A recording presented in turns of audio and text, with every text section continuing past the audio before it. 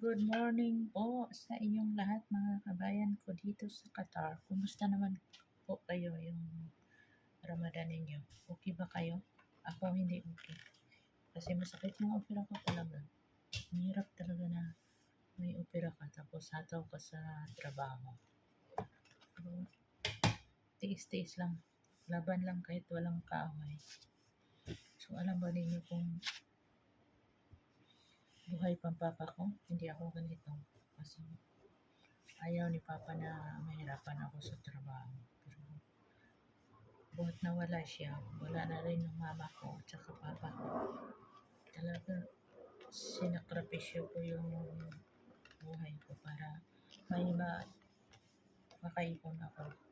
Gusto ko na mag-forward sa Pilipinas na may pira ako, may bahay ako na maganda at saka yung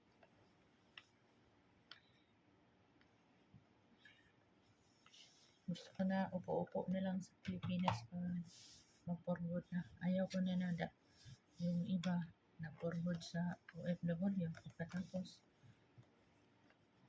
kumikilos pa din kahit matanda na. So gusto ko ako na tumanda ako na feeling rich naman kahit hindi rich. So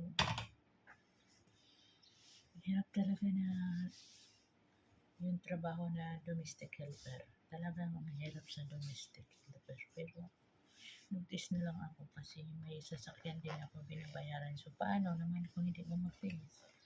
Ano naman pambayad ko sa sasakyan? Iba wala. So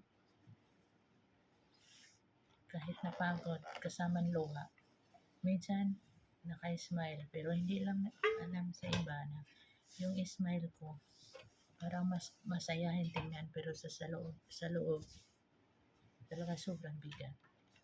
Minsan umiiyak ako kasi napagod ako.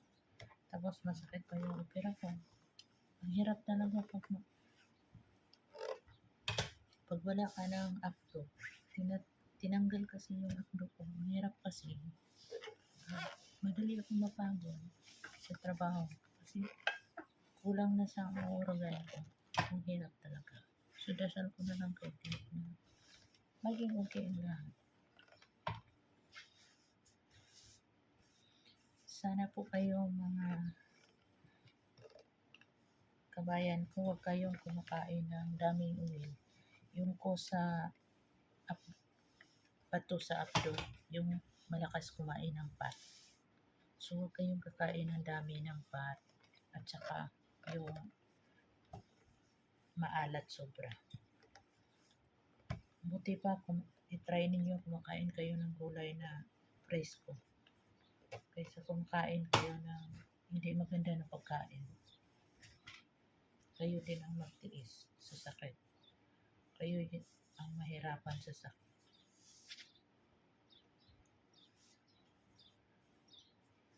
So ang hirap talaga kasi wala naman akong pamilya dito. So hirap sobra. So, wala tang ibang magawa. Kasi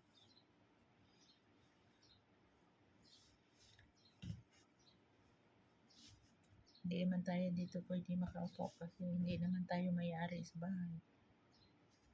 Pero okay lang. Samahan na lang natin ng dasal para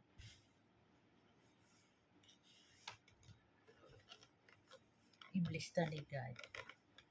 Salamat po sa inyong lahat at God bless you all. I love you all.